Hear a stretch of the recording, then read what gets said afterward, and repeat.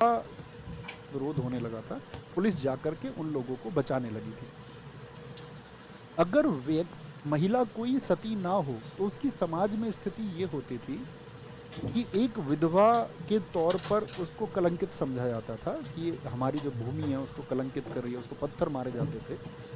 जो अमीर घरों की महिलाएं थी या जिनका प्रभाव होता था, क्षेत्रीय प्रभाव होता था, उनको तो कोई दिक्कत नहीं होती थी। हालांकि उनके लिए भी हीन भावना मन में तो होती ही थी। लेकिन जो गरीब थीं, जो निम्न वर्ग की महिलाएं थीं या जो आर्थिक रूप से कमज़ोर लोग थे, उनका बहुत शोषण होता था। जब आप इसका अध्ययन करेंगे तो आप ये पाएंगे कि जो महिलाएं विधवा हो जाती थी उनके ऊपर तमाम तरह के अत्याचार किए जाते थे। और कई बार तो वो महिलाएं, विधवा महिलाएं बाद में प्रेग्नेंट हो जाती थी तो उनको मार दिया जाता था, या मारा नहीं जाता था तो उनका सामाजिक शोषण किया जाता था कि ये बहुत ही आपका एक गलत स्वभाव वाली महिला है, जिसका स्वभाव बहुत ही आपका गलत है, या बोले कि समाज के अनुकूल नहीं है। तो समाज ऐसा ही रहा है कि भाई आप अपना फ़ायदा उठाने के लिए किसी के ऊपर प्रश्न चिन्ह लगा दो। तो इस तरह से ज्यादतियाँ की जाती थी। राजा राम मोहन राय जी के प्रयासों से जब हम कह रहे हैं तो भारत में बहुत सारे राजाओं ने प्रयास किए, बहुत सारे समाज सुधारकों ने इसके लिए प्रयास किए। तो बहुत सारे, ऐसा नहीं था कि बेंटिक के पहले ही प्रयास नहीं हो रहे थे, पुलिस जाती थी। बहुत समय पर जब पुलिस को सूचना मिल जाती थी तो रोका भी जाता था। तो राजा राम मोहन राय जी के घर में यही घटना घटी। 1811 के आसपास की बात है। इनके बड़े भाई थे, इनके बड़े भाई की पत्नी को जबरदस्ती सती कर दिया गया। अब जब सती कर दिया गया तो इन्होंने उस घटना को अपनी आंखों से देखा कि किस तरह से जबरन एक महिला को सती किया जा रहा है। तो तभी से इनके मन में ये चिंगारी थी कि मैं इसके लिए प्रयास करूंगा और इस कुप्रथा का मैं अंत करूंगा। अब दोस्त, मेरा दूसरा पक्ष सुनना। जब हम बात करें कुप्रथा का अंत करना, तो क्या जब उसके अंत करने के लिए प्रयास किए होंगे तो क्या सब भारतीयों ने इसको कुप्रथा मान लिया होगा? हाँ या ना? क्या सबने कहा होगा कि एक माल कस्टम्स है, यह एक बुरी प्रथा है? किसी ने इसको एक्सेप्ट किया होगा कि ये रिचुअल्स अच्छे नहीं हैं?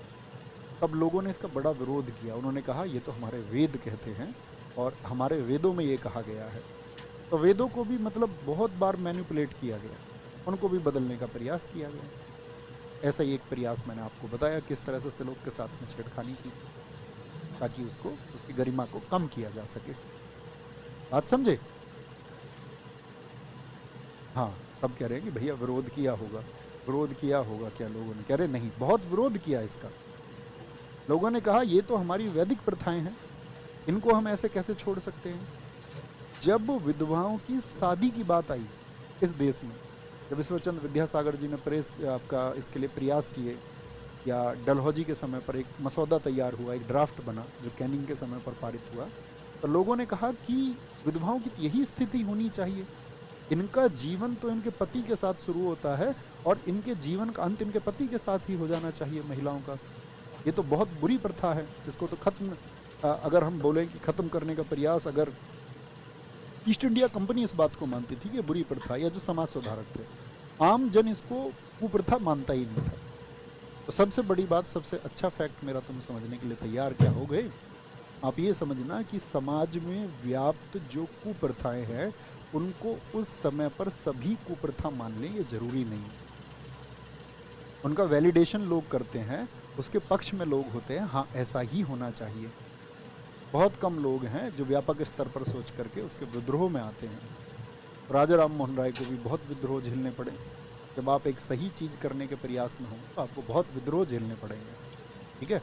तब आपके सामने झूठे लोग अपने झूठ को साबित करने के लिए तमाम तरह के रास्ते अपनाएं। तो ये प्रयास हुए, यहाँ पर सती प्रथा का अंत हुआ। और सती प्रथा का अंत कहाँ पर हुआ सबसे पहले?